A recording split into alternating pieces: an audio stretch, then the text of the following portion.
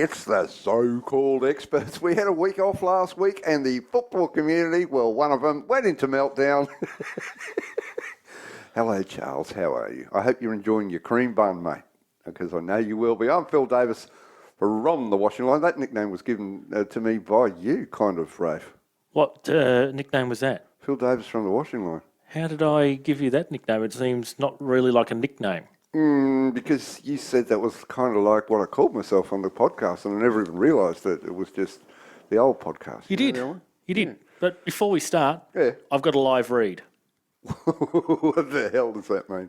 Calling all mechanics out there, do we have a business opportunity for you? Guaranteed work at least twice a month. Contact Phil Davis. What are the latest escapades with your car? And the reason behind why you weren't here last week? I'll have you know that I have fixed my car myself, and it is running like a dream at the moment. So at the moment is the key phrase there. Yes, I have had a bit of a calamitous year, really, haven't I? Yes. Yes. Darren and Juddy put me up to that to try and do that. So, really? So to get back at Juddy, if you do have a legitimate offer, editor at footballbrisbane.com.au. Yes. Juddy keeps on telling us he hasn't received any emails yet. We're waiting for him to be overwhelmed, so please overwhelm him. Look, if you're out there and you're listening, write this down. Editor at footballbrisbane.com.au. Send an email to Juddy. Anything you want. Send him anything you like. Anything at all. Anything you think's interesting. Or even stuff you don't think's interesting. Exactly. The less interesting, the better, actually. He deserves it, pup, doesn't he?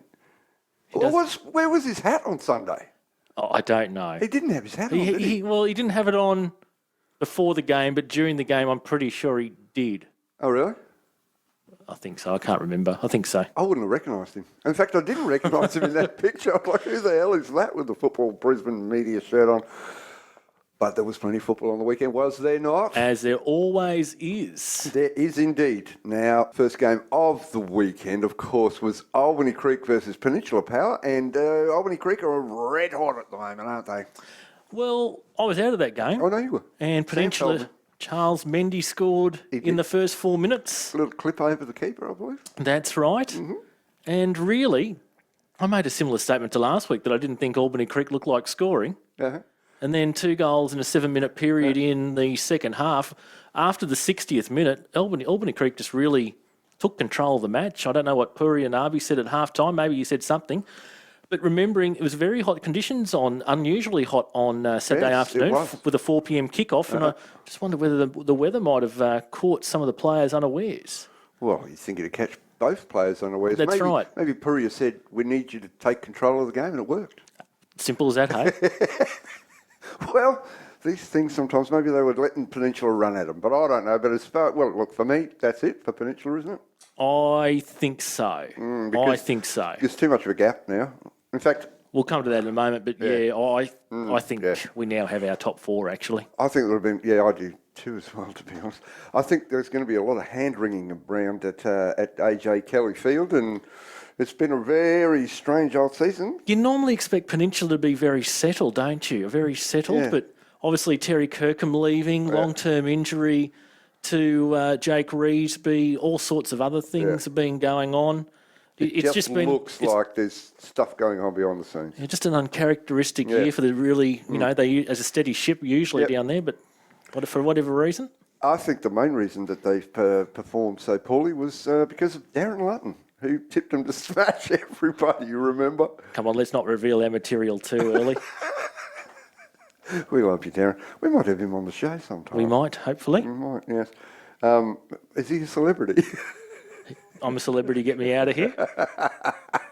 But you just can't kill Albany Creek off at the moment. You can't kill Albany Creek off, but I don't fancy they're going to make the top 4. They're too far behind, but as long as they keep winning, they're going to give themselves half a shot at it. Well, they're good at home, aren't they? They're very good at home. The next 2 games are at home. I think a lot of people struggle on that smaller pitch out there. Yeah.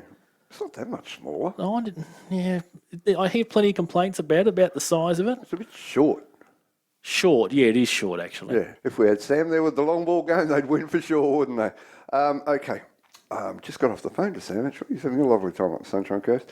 Next game of the round was Mitchelton versus North Pine, and if you check out the statistics on that, Mitchelton completely dominated and they won easily, and 3-1 was probably not a reasonable scoreline. A little bit easier than the other bottom of the table clash they had a couple of weeks ago against UQFC, wasn't it? Yeah, they just snuck it home, but North Pine had very little to play for. Yeah. Just pride and prejudice. Already have made, well, they're officially going to be relegated on the club championship table. Oh, they're already gone. Yeah, so Yeah, back to Cap they're One. already gone. So, yeah, they don't have a lot to play for, and Mitchelton have got everything to play for. I suggest that they're in, well, they obviously are in the box seat to make the they'll make the second top four. place. They'll make the top four. they make the top four for sure, yeah. They And on current form, on current results, you couldn't see them not finishing anything lower than second at the moment. Yeah, you'd think so. They will look at the game coming up this weekend, but they beat North Pine and good on them. The next game was Capella Bar versus Logan Lightning, and I tipped Logan to continue this stunning form, and they got stunned by the Bulldogs, who keep their season alive, and they're in fifth place.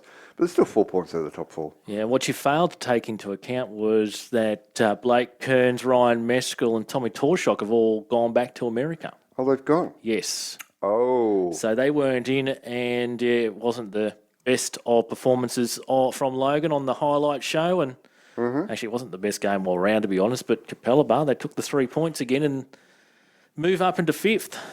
Well, I know something that I'm pretty sure is factual information. I don't think that Mr. Kearns and Mr. Torsock left before last week's game. I'm pretty sure they're still in Australia. Oh, yeah. Maybe enjoying a bit of R&R before they go back. Yeah, okay, so there you go. That's a good win for Capella Bar. Keeps them on track. Next game, well, it turned out exactly how we thought it would. Rochedale Rovers 4, UQFC 0. UQ, well, they're going to go down as well, particularly if they keep losing in their senior side. But they're not gone yet, but they will be. Rochedale, well, that's good. They need to keep ticking over because they're obviously going to set their sights on a grand final victory. Looking at the team list, no John Carlos Solizano. Michael Baird made his return. He did, which is a really good thing. Yes, it is. It is, because he was very good for them earlier in the season. I saw him at Peninsula a few weeks ago, and he said to me that he will be back soon. And he was. Handy asset to take into the final series. Yeah, I think they'll actually be really good with him back. And, well, they beat UQFC 4-0, but we didn't really expect anything much more than that. No, not really. Fortunately for the students, The next game of the round, of course, was the Premiership decider. Lions FC versus Eastern Suburbs out at Lions Stadium. I was the only one not there. You were just about. Everyone else was there. I get accused of being biased if I go to another Lions game. I seem to be at every Lions. I see Ben, Molly and Sue and that lot. It's like, hey, I haven't seen you since last Wednesday. But congratulations to Lions. I think fully deserved win, 2-1, and fully deserved premiership because they've been the best team all year. So well done, Mooney and the gang and the Molly, Hank Molly, the president, and everyone, and Dimitri, well done, Dimitri, never underestimate but of course mostly the players. They had a lot of trouble with, they lost Jack Lewis and they lost Andre Bonotto, and yet they still came back and they're the best team running around. So. Certainly not as settled as previous years. They played well for 89 minutes, and then just in the last minute, it looks like East might get back into it. And I thought it may have been the jinx because I started setting up cameras and things like that to capture. And I sat beside Dimitri, and Dimitri goes, "What are you doing here so early?" And then sure enough, he scored about a minute later. And I was sitting right beside the Lions bench, and it was rather tense. And I'd got in trouble earlier in the day from some of the Lions faithful for tipping them in the cup, and now they're out of the cup. So I didn't want to be a double jinx on Lions in the end, but what a cracking goal from Nathan Shepherd. Absolute belter. You know when a ball's hit cleanly when it's hit straight at the keeper and the keeper doesn't get a hand on it. From that kind of range. Tom Carroll, one of the better keepers in Queensland. I don't think even a world-class keeper would have got to that one. No. It was so well hit. Yep, it was an absolute cracker, and, well, that's a deserving goal to win the title, True. They only needed a point to win the title anyway. No, they needed to win because it was still going to be 9 points. Yeah, that's right. But their goal difference is killing it. But yeah, look, congratulations to Lions on that one. Holland Park Hawks versus Ipswich Knights was the next one. That was another 4-0 win, and Holland Park Hawks kind of waltzed through it, really, I believe. I wasn't there. You weren't there. Oh, all the goals were in the first half, and All the goals in the first half, and at half-time it was all over, obviously, at 4-0. yeah, there's no coming back for Ipswich Knights. It would have been an absolute miracle if they got something out of that game. Yeah, but of course they're struggling with injuries, so, you know, I don't think they'll mind too much because they're going to be playing in the Premier League again next year, and then that's what has been the important fact for a long time now. At least half a year, hasn't it? They haven't really looked like making the semi. No. Halfway through, so. Well, that was what happened in the Premier League. You want to give us a roundup on where we're all at the moment? So Lions, 11 points clear now, obviously, so wrapped up the Premiership 46. Yep. Mitchelton 35, Holland Park and Rochedale both on 33, and then a 4-point gap back to Capella and Peninsula on 29, Logan on 28, East on 27, still with a game in hand against UQFC. So in theory, if they win that will take them to 30. They're still 3 points behind the top four. Albany Creek on 27, Ipswich Knights 18, UQFC 9 and North Pine 8. So we were talking about it earlier.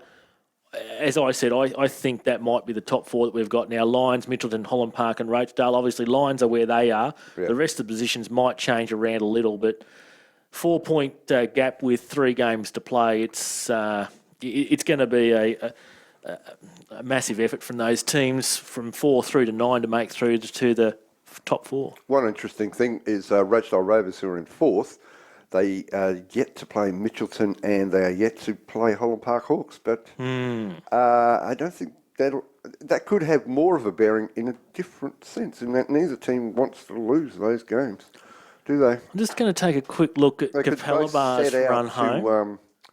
They could set out to not lose, you know. So Capella Bar should at least win 2 out of their last 3. Eastern Suburbs this weekend, and then Ipswich Knights and UQFC. Mm-hmm. The other team in the firing is Peninsula. So let's take a look at Peninsula's run home. They have Logan Lightning, Eastern Suburbs, and Ipswich Knights. Bit tougher than.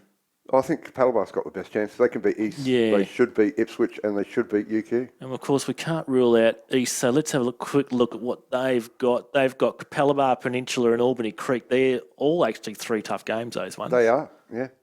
Look, I think it's wrapped up, and I'm going to say I think it's wrapped up because whenever I say anything, it is the exact opposite. And I would like to see I was about to say that. It's going to be a really good final series.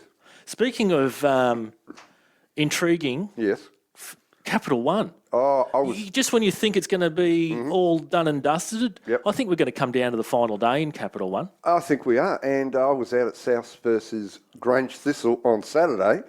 Both teams set out. It was a really cagey game. Both teams set out to. No surprise that Stojakovic scored the goal, and it was a winner because he was the best player. He copped a bit of flack after the match report from his mates, but he looked really lively. But fantastic win because I thought Grange was slightly the better side, but Souths were missing 5 starting players. Sasha Radulovic was also obviously not fit. So, you know, this week I believe they'll all be, well, assuming the injured players back, but I believe they'll have a full side. But 1-0 win. Southside Eagles lost 2-0 to Mount Gravatt. Wolves beat North Pine 2-1. And Souths have the easiest run home. So Wolves are the wild card now, aren't they? They are indeed, and they play Southside Eagles this week. Speaking of Wolves, they've probably got themselves out of trouble. I don't think they'll be relegated now, but North Star 39, South 38, Grange 37, Southside Eagles 36, Bayside on 33, probably out of the race at the moment, unless they can get a bit of a wriggle on, but as I say, 39, 38, 37, 36, 3 points from 1st to 4th. And if you want to extend that, 6 points from 1st to 5th. Yeah, Bayside, I believe, have got they kind of have destiny in their hands because they're playing teams above them. At least one, anyway, from memory. It's been a while since I looked at it. But South United were the big winners out of that weekend. Yeah. You would expect them to win the remaining 3 games. Bayside with North Star this weekend, then Southside Eagles and Brisbane Knights. Yes, so if they win the next 2, Southside Eagles have got to beat Wolves yet. So if Southside Eagles lose to Wolves, Bayside beat Southside Eagles, then I believe Bayside will be in the top 4. and Southside Eagles also to play Grange in the final round Yes. as well. In the relegation race, Centenary 16, Pine Rivers 13, and Mount Gravatt staging a comeback at the dying embers of the season on 11. I think they're going to... They might make it. I think they are, because they yet have to play Centenary and Pine Rivers. Well, there you go. Yeah. That's, we talked about Bayside having destiny in their hands. Yeah. And you're right, Brisbane Knights, Centenary and Pine Rivers for Mount Gravatt. So, Yeah, well, if they can... Well, look, they're very important because they have to catch Centenary. They don't have to catch Pine Rivers. As far as I'm concerned, Pine Rivers won't win another game. lots of troubles out there. Yeah, just briefly through the lower divisions, Ridge Hills United become the first team relegated for the season. Yeah, unfortunately for them. Unfortunately, and they actually got beaten. An interesting fact through all the divisions is that Lions were the first team to win silverware. Correct. Which is some achievement being in the Premier League, you know, especially when you consider how far ahead Virginia and the Gap have been for a long time. That's right, yeah. You know? Well, that was the Capital League race. I really enjoyed it out at South and Grange because it was a really absorbing battle. Because neither team wanted to lose. I know you like going out to Wakeley Field. Just one thing while you mentioned the Gap. The Gap can wrap up the premiership if they win against Acacia Ridge this week. We're filming that game, I believe. We are on Friday night. Yeah. But do get out to that game at Walton Bridge Park Friday night at 8:30. Should be a ripper. Yes, well, look, it's very similar to last year when Toowong played Acacia Ridge and Acacia Ridge won it, and Toowong missed out on promotion. That's the lower grades, and interestingly, Caboolture had a bye last week. I wonder if Sanford should have been scheduling that game in, shouldn't they? They'll be fresh. We haven't talked about that. We didn't get a chance to talk about it, but the catch-up game will be next Tuesday night from memory. Well, there you go. See, they'll have their players back. They'll have their players back. Yeah, but Caboolture will have to play Sanford and St George Willawong in the space of 4 or 5 days. Yes, but they'll have their players back, won't they? I'm just saying.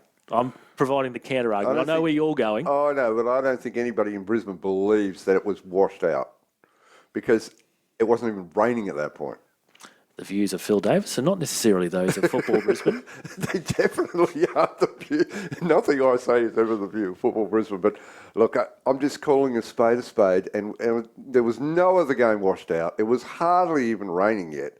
The rain didn't even set in till later, and Sanford called their game off when they knew that would save them. Caboolture called their game off when they knew they'd done something rather silly. Oh, you're going to get nasty messages again. Oh, I don't care. They know what happened, and they know it. If they were to give me a nasty message, you tell me that you know what happened, because we all did. All right, we should look forward to the games this weekend and be less political. You don't know the meaning of the word. Well, there are some very important games coming up this weekend. As there always is in the Flight Centre Premier League. You know, I think that... No, look, let's be honest. I think this weekend is probably one of the least important because the teams are so high. There's 4 points gap now, and there's not a lot of teams playing each other that are really in that mix. So anyway, we'll kick it off. First of all, Bob Brock Park, the worst councillor in the history of football. 5 o'clock kickoff. North Pine versus Roachdale Rovers. Well, you can really only see one result here, can't you? You can only see one result there. North Pine are they're struggling. Maybe North Pine's best chance is if Roachdale bring their home strip as well, and they both sort of play in the same colour. I don't know. I didn't think that one through. If you look at North Pine's statistics, they've been terrible. I mean, I know they're losing, but if you just look at them statistically, they are just, we're looking at, in the 30% to 40% possession, and that you can't win a football game usually by that, can you? Well, unless you have a really, really good defensive setup, but that at this level, no, it can't happen. So I'm tipping Roachdale to win that. Yes, Roachdale for me as well. Next game of the round is Albany Creek versus Mitchelton. I believe I'll be out there for that game. They've moved the game forward now, Rafe. Did you know that? Yes, I did. Why is that? I think they're playing an NPL doubleheader. The Jets playing the Fire after at 7:30. Goes the Fire? Go the Fire. Oh, well, Sammy's my mate. Anyway, Albany Creek versus Mitchelton. Well, apparently I don't like Mitchelton, remember? And I think you may not have seen it. I think you've copped a bit of a razzing again today. Oh, have I? With your wrap up. I think you had a missing 11% possession for something for Mitchelton, and I think you had Holland Park scored 4 goals with 3 shots on goal. I think you can redirect your complaints to Mr. Judd. Oh, okay. Yes, Mr. Judd. Tim Lawson, Ben Ryan, editor at footballbrisbane.com.au. Please send him your emails. Please. He loves getting them. Albany Creek versus Mitchelton. Well, look at this game. It's just insane, isn't it? I mean, Mitchelton, they win another one and you'd say that's it. Because they will, in fact, they are currently 6 points ahead, right? So, with the same goal difference, they win another one. They only need a draw to, and they're definitely in the semi-finals. But the way Albany Creek have been playing, you can't go past them, can you? And look, Albany They're beating Creek... everyone, except for that game against Lions where they were terrible. Yeah, Albany Creek tend to step up a level for this somewhat of a local do. derby against Mitchelton as well. So it'll be a game that Mitchelton have to be very wary of. And they'll be taking into account, remember last time Albany Creek and Mitchelton, and Albany Creek had half their team out. And they were poor. We were at that game, that's right. We were, yes. We had wet feet down behind the goal, remember? Yes. We missed the send-off. That's right. Anyway, Albany Creek versus Mitchelton. Oh, I don't think they have any players there. I think they're both pretty much in a full squad at the moment. There's no suspensions. I would like your tip on that game. I'm going to go Albany Creek. What a funny thing. You know what? I'm not going to go Albany Creek, but I'm going to go the draw. Draw, yeah, that was mulling through my head as well. I think the draw. I think... I've seen them the last 2 weeks, Albany Creek, and as you said, look, that mid-patch of the season where they had players out, that's ultimately what's going to cost them a top 4 spot. Yeah.